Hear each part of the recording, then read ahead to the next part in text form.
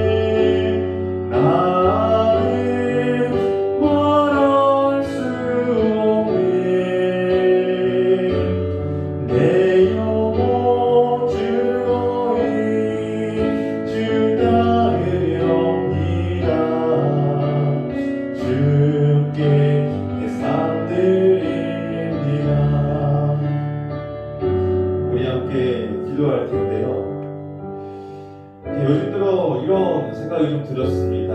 내가 주님 앞에 드리고 있는 그 기도의 제목 가운데 그 중심은 무엇일까? 내가 주님께 드리는 그 기도의 그 중심 가운데 과연 주님은 계신가? 주님이 원하시는 그 기도의 제목을 내가 하나님 앞에 드리고 있는지, 하나님의 영광을 위해서 하나님 내 기도의 소원을 들어주십시오.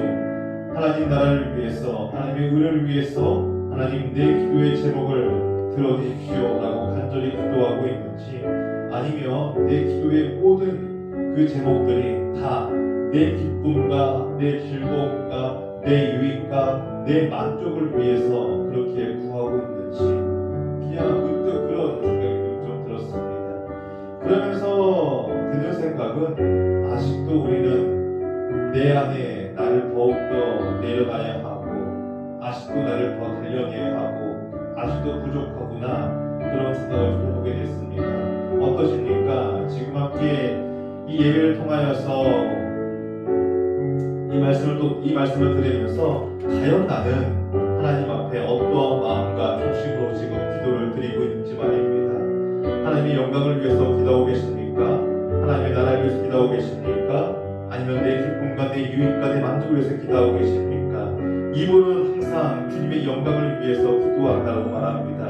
하지만 그 마음의 중심은 항상 내가 먼저일 때가 너무나 많습니다. 그렇게 이 시간을 기도했으면 좋겠습니다. 하나님, 아직도 죽지 않은 내 안의 나를 주님 내려놓게 하여 주시옵시고, 하나님 오로지 주의 영광을 위해서, 그리고 주의 나라를 위해서 주님의 그 말씀을 순종하며 살아갈 수 있는 그런 복된 삶을 살게 해달라고 우리 시간 함께 기도하도록 하겠습니다. 아버지 하나님 감사합니다. 하나님 오늘도 주님 앞에 나와서 우리가 함께 찾아오고 예배하고 기도하며 나아갑니다.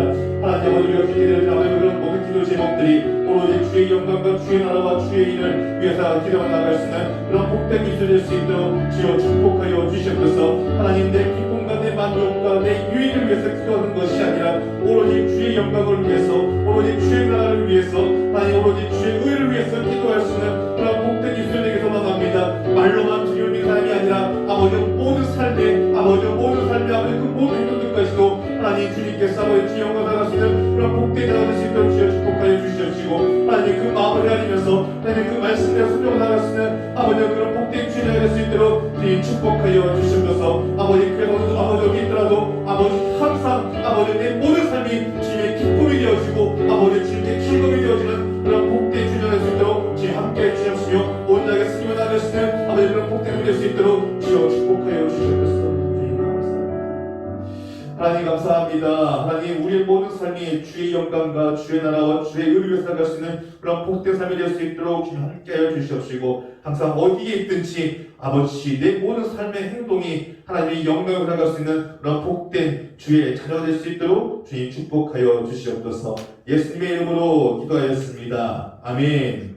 오늘 우리가 함께 읽은 말씀은 마태복음 19장 16절부터 30절까지의 말씀입니다.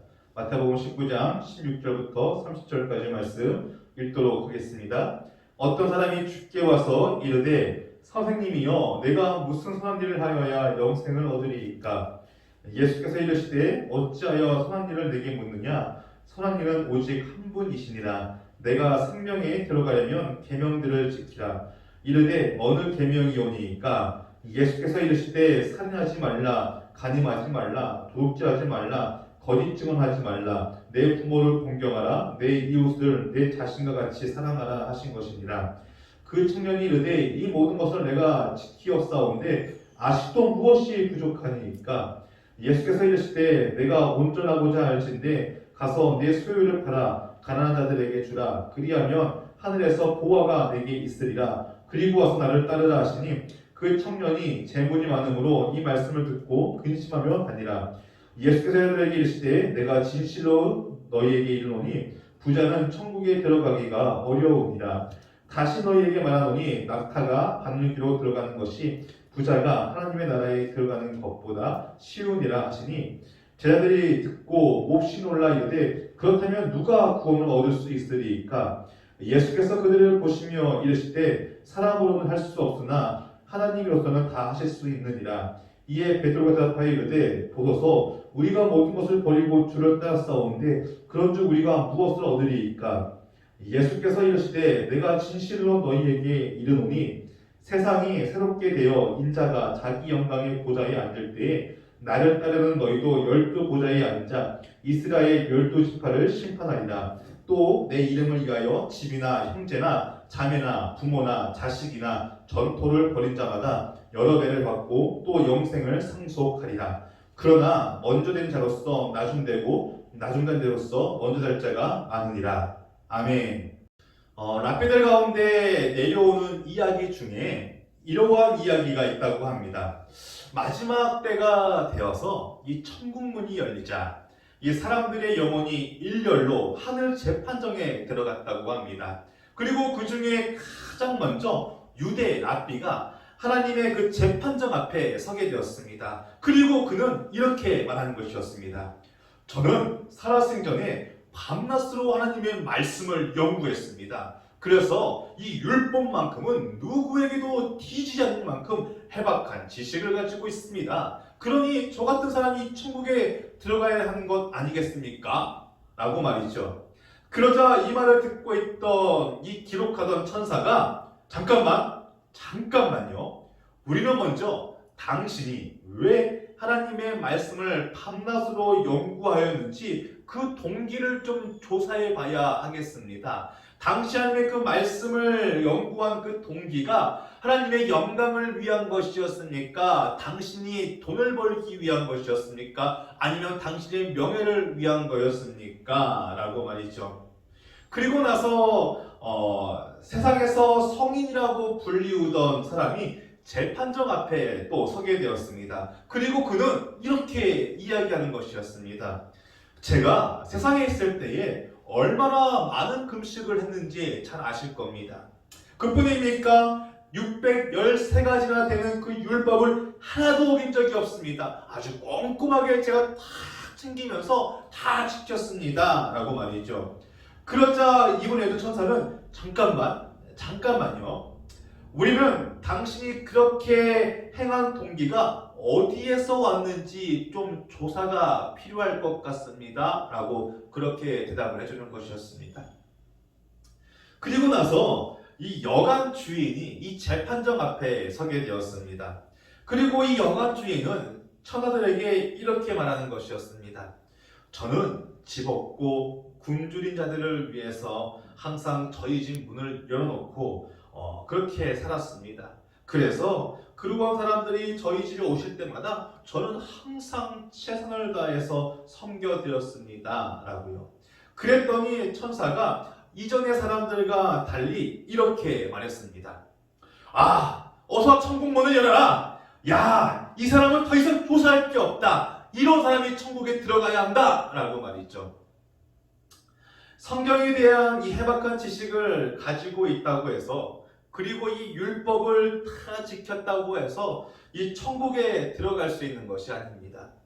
어떤 사람이 천국에 들어갈 수 있는 것이냐? 나를 위해 이 십자가에 못 박혀 돌아가신 그 예수님을 믿고 우리의 이 모든 삶이 예수님처럼 살아가는 그러한 제자도의 삶을 살아가야지 우리가 하나님 나라에 온전하게 들어갈 수 있게 되는 것입니다. 오늘 본문을 보면 어느 젊고 돈 많은 이 갈린 청년이 예수님께 찾아오는 것을 좀 볼 수가 있어요. 그리고 이 청년이 예수님께 찾아온 이유도 오로지 한 가지였습니다. 어떻게 하면 자기가 구원을 받을 수 있을까? 바로 이 문제를 가지고 찾아왔던 것이었죠. 이 청년은 젊음, 그리고 재물, 그리고 요즘 말로 해고당할 일이 없는 정말 철밥통이라고 불리는 그런 이 공무원이라는 일을 하고 있는 그런 사람이었습니다. 어느 누가 봐도요, 정말 이 청년은 세상 사람들이 부러워하고 있는 그 모든 조건을 다 갖추고 있었던 그러한 사람이었습니다. 자, 그런데 이 청년에게는 무엇이 없었느냐? 바로 이 천국에 대한 확신이 없었습니다. 그래서 그 마음에 진정한 평안을 얻지 못한 채 죽음 이후의 삶에 대한 이 공포와 이 두려움 가운데 살아가고 있었던 사람이었습니다. 이것을 보면서 우리가 좀 느낄 수 있는 것이 무엇입니까? 우리는 이 땅에 참 많은 것을 누리며 살아가야지만 행복한 삶을 살아갈 수 있다라고 그렇게 생각을 하게 됩니다. 행복한 삶을 살기 위해서 건강이 필요하다라고 말합니다. 행복한 삶을 살기 위하여서 정말 많은 사람들을 움직일 수 있는 권력이 필요하다라고 이야기합니다. 자, 그리고 행복한 삶을 살기 위해서 많은 돈이 필요하다라고 그렇게 이야기합니다. 그런데 이 오늘 말씀을 통해서 우리에게 말하고 있는 것은 무엇이냐? 이것이 그리스도인에게 있어서 행복의 조건이 아니라는 것입니다. 이 땅에 있는 이 모든 것들은요, 우리가 하나님 앞에 늘 자주 구했던 돈, 건강, 명예, 권력, 자녀, 이런 모든 것들이, 이 땅에 있는 이 모든 것들이 우리에게 참된 행복과 참된 평안을 가져다 주는 것이 절대 아니다라는 것을 우리에게 말해주고 있다는 것이죠. 남들이 부러워할 만한 모든 조건을 다 가지고 있다고 해서 그게 행복의 조건이 될 수 없다는 것입니다. 이 땅의 것들은요, 가지면 가질수록 허전함이 듭니다. 그리고 허탈함마저 듭니다. 이것이 바로 이 땅에서 우리가 소유하고자 그렇게 노력했고 발버둥 치면서 붙잡으려고 했던 이 땅의 축복들입니다. 부자 청년도 바로 이러했습니다. 다 가지고 있었지만 누가 보아도 어느 것 하나 부족함 없이 살아가고 있었지만 실제로는 그 청년의 삶은 행복하지가 않았습니다. 기쁨이 없었고, 그리고 만족이 없었고, 그리고 오히려 내일에 대한 두려움과 공포로만 늘 가득했었습니다. 그래서 이 청년이 예수님께 찾아와서 이렇게 물어보는 거죠. 본문 16절에 내가 무슨 선한 일을 하여야 영생을 얻으리까? 라고 말입니다. 예수님께 이러한 질문을 하는 걸로 봐서는 이 청년은 구원과 영생에 대한 이 소망과 갈급함이 있었던 사람이라는 것을 우리는 좀 알 수가 있습니다. 이 청년은 예수님에 대한 소문을 이미 들어서 잘 알고 있었을 것입니다. 그리고 예수님을 만나면 자신의 이 문제를 해결해 줄 수 있을 것이라는 어느 정도의 그런 확신도 가지고 있었을 거예요. 그렇기에 예수님을 찾아와 이러한 질문을 했던 거죠. 자, 그런데 예수님은 이 청년의 질문에 어떻게 대답을 하십니까? 본문 17절을 보면 예수께서 이르시되 어찌하여 선한 일을 내게 묻느냐? 선한 일은 오직 한 분이시니라. 내가 생명에 들어가려면 계명들을 지키라라고 그렇게 대답을 해주십니다. 이 말은 무엇을 의미하는 것이냐? 구원과 영생을 얻을 수 있는 이 선한 일은 오로지 하나님의 이 존재를 깨닫고 그분께서 명령하신 말씀대로 살아야지만 구원을 얻을 수 있으며 또한 영생을 얻을 수 있다라고 그렇게 이야기해 주시는 것입니다. 즉 하나님을 바로 알고 그분의 마음이 어디에 있는지를 정확하게 알며 또한 그분이 보내신 그러한 이 구원의 열쇠인 예수 그리스도를 믿고 그분의 삶대로 살아야지만 우리가 구원과 영생을 얻을 수 있다라고 주님은 이야기하신다는 거죠. 그런데 참 안타까운 것은 이러한 사실을 모른 채 살아가고 있는 사람들이 너무나 많다라는 것입니다. 내가 어떤 선한 행위를 해야지만 그분 앞에 갈 수 있다라고 생각합니다.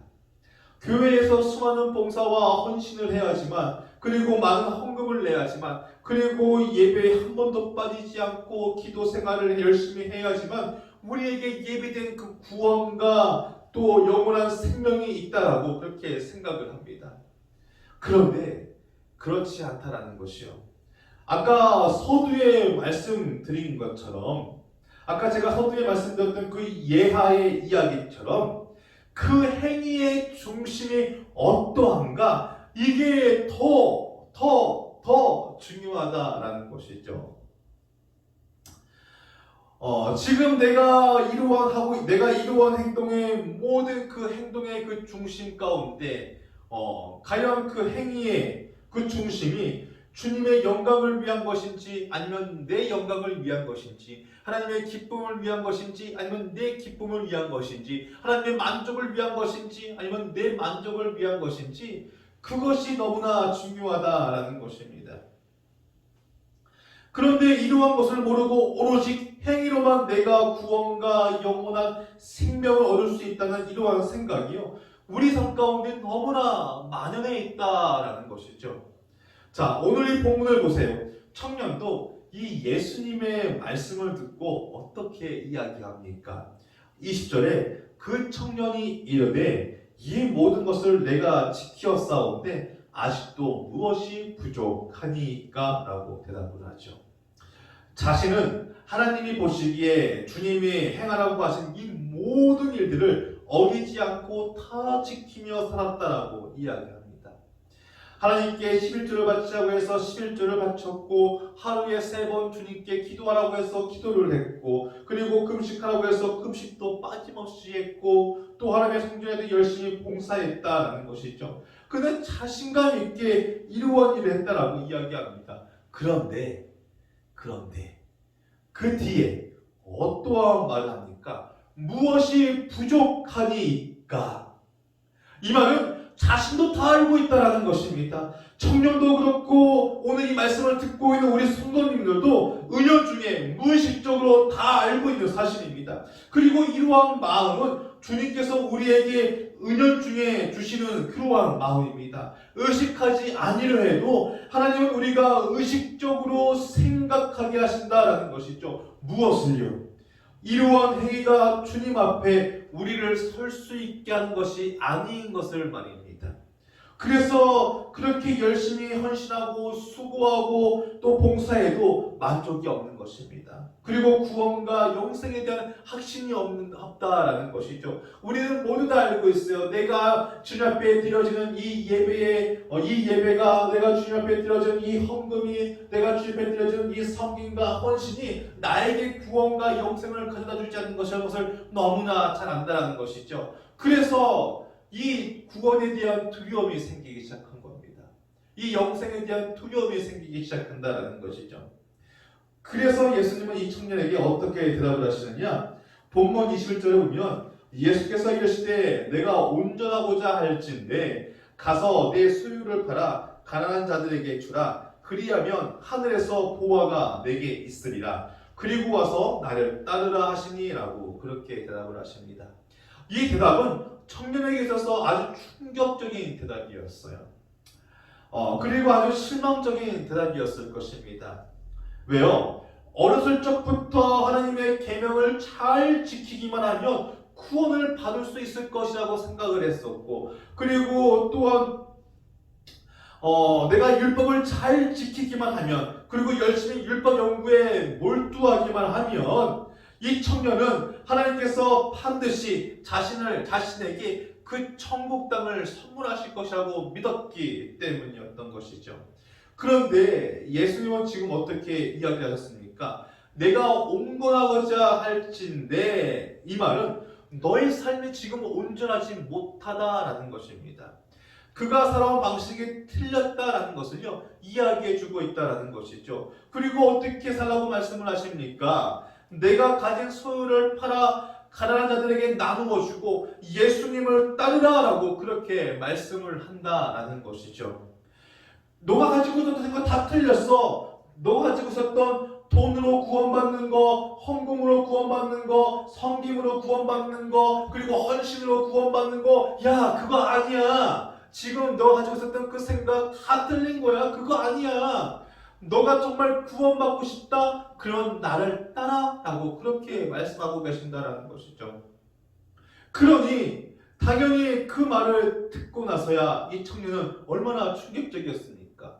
그리고 얼마나 실망을 했겠습니까? 자기는 할 만큼 다 했다라고 생각했는데 아직도 부족한 것이 있다라고 그렇게 이야기하니 말입니다. 이것이 바로 하나님과 우리가 생각하는 그 차이입니다. 일단 저부터도 그렇고 많은 성도님들이 하나님 앞에 나는 할 만큼 최선을 다했다라고 그렇게 생각을 하며 살아갑니다.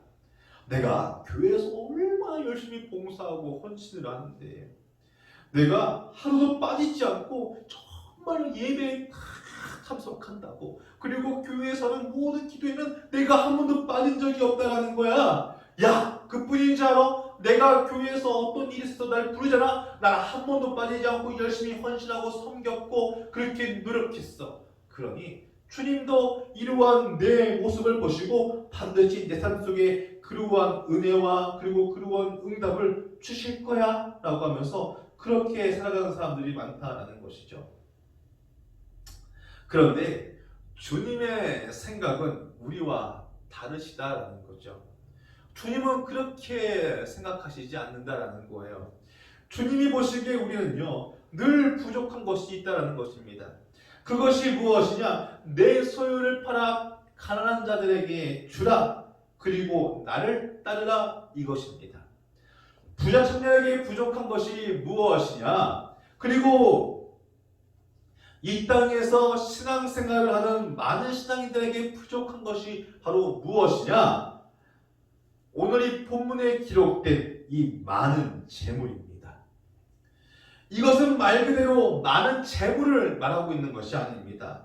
즉 하나님 중심적인 삶이 아니었다라는 것을 예수님은 이것을 짚어주고 싶으셨던 것이었습니다. 많은 이 재물이라는 단어를 통하여서 주님께서 우리에게 가르쳐 주시고 싶었던 것은 무엇이냐? 하나님과 이 많은 재물을 같이 섬길 수 없다라는 것이죠. 물론 이 말은 재물이 무조건 나쁘다라고 말씀을 드리는 것은 아닙니다. 그런데 재물은 본성적으로 이 탐욕의 대상이다라는 거죠. 재물이 많으면 많을수록요, 하나님보다 더욱더 이 재물을 의지하게 됩니다. 그리고 자연스럽게 하나님과 동떨어진 삶을 살게 됩니다. 즉 하나님 중심적인 삶이 아니게 된다는 것이죠. 그리고 누구를 위한 중심으로 그 삶을 살아가게 되는 것이냐? 나를 위한 삶을 살아가게 된다는 거죠. 우리는요, 예수 그리스도를 믿으면요, 다시 태어나야 하는 사람들입니다. 그래서 고린도후서 5장 17절을 보면 그런즉 누구든지 그리스도 안에 있으면 새로운 피조물이라 이전 것은 지나갔으니 보라 새 것이 되었도다 라고 그렇게 이야기를 하죠. 우리는요, 예수님을 믿고 나서 내 안에 가지고 있는 이 모든 욕심과 자아를 내려놓고 오직 누구만요, 하나님 한 분만 내 안에 모시고 살아가야 하는 그러한 사람들인 것입니다. 그런데 은연중에 아직도 나를 바라보고 있고 내 방법을 의지하는 그러한 모습들이 남아있다는 거죠. 그래서 내 방법대로 예수님을 믿는 거예요. 그리고 내 생각대로 하나님의 말씀을 해석해 나가기 시작합니다. 어떠세요? 지금 이 말씀을 듣고 계시는 우리 성도님의 그 삶 가운데 과연 나는 어떠한 삶을 살아가고 있나? 이것을 한번 좀 천천히 좀 묵상해 보셨으면 좋겠습니다. 나는 아직도 예전에 내가 살고자 하는 그 삶의 모습대로 그렇게 살아가고 있는지, 아니면 내 자아가 죽고 내 삶 한가운데는 오로지 주님께서 나와 동행하고 계시고 있는지 이것을 한번 좀 들어봤으면 좋겠습니다. 부자 청년에게 있어서 가진 재물을 불쌍한 사람들에게 나누어 주라라는 것은 그가 정말 그러한 삶을 살지 않았기 때문에 그러한 것이 아니었습니다. 아까 율법을 다 지켰다라고 본인이 이야기를 했잖아요. 그러면 그 율법 중에 가난한 자에게 나누어 주라는 율법이 없을 것 같습니까? 구약을 보아도요, 얼마나 많이 등장을 하는지 모릅니다. 땅에 떨어진 곡식을 다 줍지 말고 가난한 자에게 나누어 주라 라고 그렇게 쓰여 있습니다. 그리고 고아와 가부를 돌봐라, 이러한 등등등등 정말 힘없고 연약하고 그리고 정말 불쌍한 사람들을 도우라고 그 수많은 율법들이 존재한다는 것이죠. 그렇기 때문에 이 청년 부자가 내 이웃을 살피지 않고 내 이웃을 돌보지 않았다는 것은요, 어쩌면 좀 잘못된 이야기일 수도 있을 겁니다. 자, 그렇다면 예수님께서 이러한 청년에게 진정으로 해주고 싶으신 말씀은 무엇이었을까? 바로 내 안에 버리지 못한 내 자신을 버리라라는 것입니다. 그리고 내 방법을 버리라는 거예요. 그리고 너의 생각을 버리라는 거예요. 자, 그리고 어떻게 합니까? 오로지 예수님을 따르는 그러한 삶을 살라라는 것입니다. 그랬더니 이 본문 20절에 어떻게 합니까? 근심하며 가니라. 근심이 가득 차서 그렇게 돌아가더라는 것이죠. 이것이 어쩌면 우리의 모습이 좀 아닐까요? 하나님의 말씀을 들으면서 그래 저렇게 살면 돼. 아 그래 저게 정답이야. 야 저렇게 살아야 하는데 라고 그렇게 생각을 합니다. 하지만 실제로 내 삶의 모습은 어떠합니까? 야 저렇게 살아야 돼. 야 저게 정답이야 라고 하면서 과연 그 말씀대로 우리는 그렇게 살아가고 계십니까? 그리고 정말 그 말씀이 내 삶 가운데 이루어질 것이라는 그런 확신 가운데 살아가고 계십니까?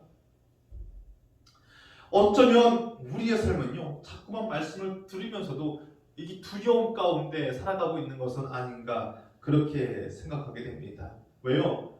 눈에 가장 확실하게 잘 보여지니까요. 우리가 하나님의 말씀을 들으면서 왜 하나님의 말씀을 들으면서 저게 맞는데 저렇게 살아야 하는데 그렇게 살지 못하는 이유가 무엇인지 아십니까? 그 이유는요.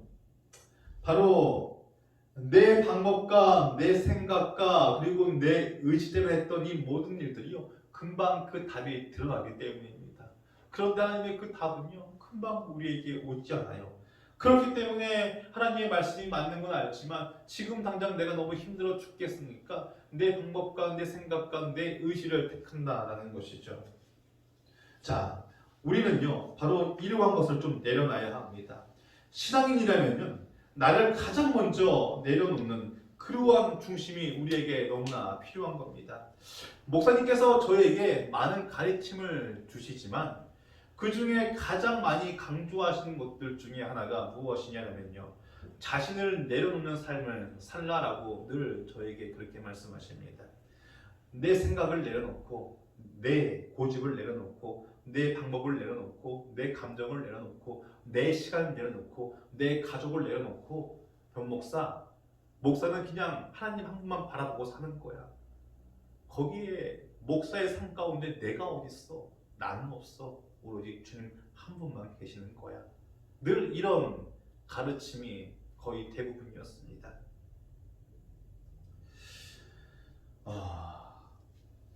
그게 진정한 그리스도인의 삶이다라는 것이죠.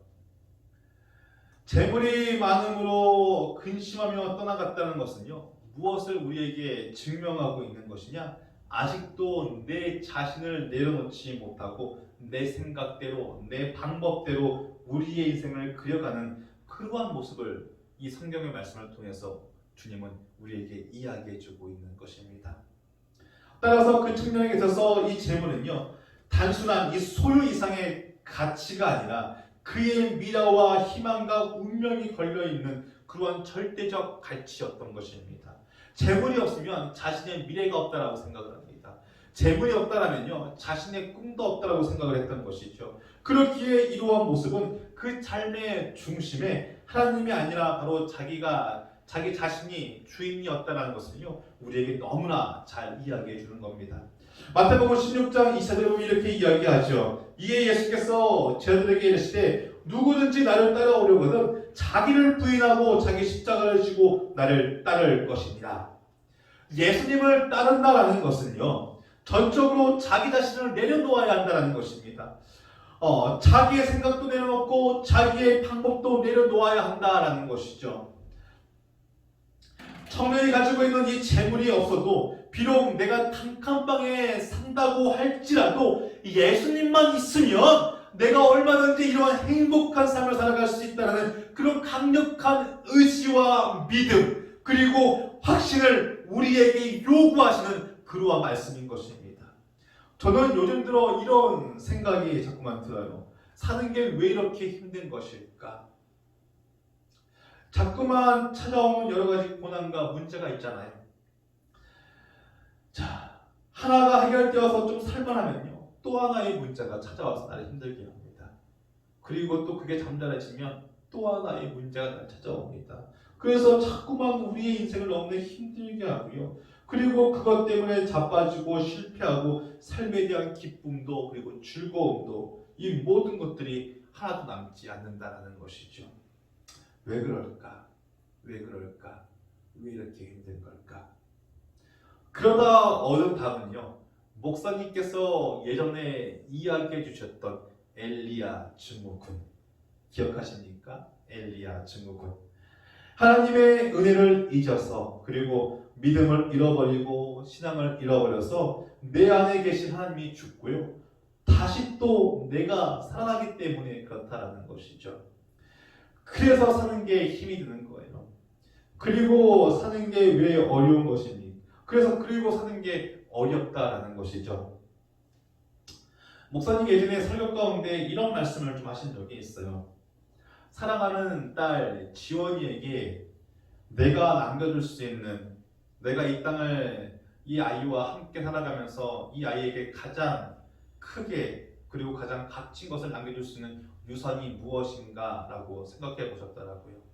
그리고 그 지원이에게 어떠한 유산을 남겨주시겠다라고 말씀하셨습니까? 바로 하나님이었잖아요. 하나님을 의지하고 그리고 하나님을 바라보는 삶을 살아라. 이것이 지원이에게 남겨줄 수 있는 최고의 값진 유산이라고 그렇게 말씀해 주셨잖아요. 왜요? 본문 26절에 답이 있습니다. 예수께서 그들을 보시며 이르시되 사람으로는 할 수 없으나 하나님으로서는 다 하실 수 있느니라. 아멘. 이 땅의 것들은요, 그냥 우리 인생의 참된 기쁨과 행복 그리고 구원과 영생을 가져다 줄 수 없기 때문입니다. 오직 이 땅을 창조하신 하나님에게서 나오는 것이기 때문에 그렇다는 것이죠. 그렇게 하나님을 의지하는 삶을 살아야 한다는 것입니다. 결론입니다. 예전에 손을 씻으려고 이 싱크대에 수도꼭지를 한번 트는데 이 교체한 지 얼마 안 된 이 수도꼭지가 고장이 나 있었던 것이었습니다. 이 수도꼭지가 웬만하면요 정말 이 힘으로는 그렇게 될 수가 없는데 이 수도꼭지가 완전히 뒤로 확 제껴져 버려져 있더라고요. 그래서 그걸 보면서 어떤 생각이 들었느냐, 야, 우리 권사님들 힘이 많이 남아 있으시구나. 맨날 다리 아프다, 무릎 아프다, 손목 아프다, 허리 아프다 그렇게 이야기하시지만 정말 아직은 힘이 펄펄 하시구나 라는 그냥 그런 생각이 들면서 안도감도 들더라고요. 아프지 마시기 바랍니다. 늘 건강하십시오. 그러면서 또 드는 생각이, 그래, 이게 바로 내 모습이구나. 그래, 이게 바로 우리 인간의 모습이구나. 주님 앞에 다 내려놓았다라고 하면서 내가 내 힘을 다 뺐다라고 하면서 아직도 내 힘이 이렇게 남아있구나. 아직도 내 힘이 이렇게 철철철철 넘쳐나고 있구나. 그냥 이런 생각이 좀 들었습니다. 아직도 우리 안에 빼지 못한 힘이 있으십니까? 그러면 그 힘을 빼시기 바랍니다. 그리고 아직도 내려놓지 못한 내 안의 나를 내려놓으시기 바랍니다. 그리고 이 나라는 자아를 이 삶의 중심에서 내려놓으시고 하나님을 내 삶의 중심에 앉히시길 바랍니다. 그럴 때 주님은 우리에게 어떠한 은혜와 축복을 예비하시느냐? 본문 28절부터 29절까지의 말씀입니다. 예수께서 이르시되 내가 진실로 너희에게 이르노니 세상이 새롭게 되어 인자가 자기 영광의 보좌에 앉을 때에 나를 따르는 너희도 12 보좌에 앉아 이스라엘 12지파를 심판하리라. 또 내 이름을 위하여 집이나 형제나 자매나 부모나 자식이나 전토를 벌인 자마다 여러 배를 받고 또 영생을 상속하리라. 아멘. 내 안에 나를 내려놓으시고 하나님을 붙드시고 의지하는 삶을 사심으로써 이러한 은혜와 축복이 저와 우리 성도님들 가운데 있기를 주님의 이름으로 축복합니다. 기도하겠습니다. 하나님 감사합니다. 오늘도 우리가 이 말씀을 통하여서 아직도 내 안에 나를 바라보게 됩니다. 하나님, 내 믿음과 내 신앙 가운데 내 자아를 그리고 내 욕심을 그리고 내 생각을 내 고집을 그리고 내가 하고자 했던 그 모든 것들을 내려놓게 하시고 오로지 주님만 붙들고 주님만 의지하며 주의 영광을 위해서 주의 나라를 위해서 주의 의를 위해서 살아갈 수 있는 그런 복된 삶이 될 수 있도록 주님 축복하여 주시옵소서. 예수님의 이름으로 기도하였습니다. 아멘. 주기도문을 마치겠습니다. 하늘에 계신 우리 아버지여 이름이 거룩히 여김을 받으시오며 나라가 임하시오며 뜻이 하늘에서 이루어진 것 같이 땅에서도 이루어지이다. 오늘 우리에게 일용할 양식을 주시옵고 우리가 우리에게 죄 지은 자를 사하여 준 것 같이 우리 죄를 사하여 주시옵고 우리를 시험에 들게 하지 마시옵고 다만 악에서 구하시옵소서. 나라와 권세와 영광이 아버지께 영원히 있사옵나이다. 아멘.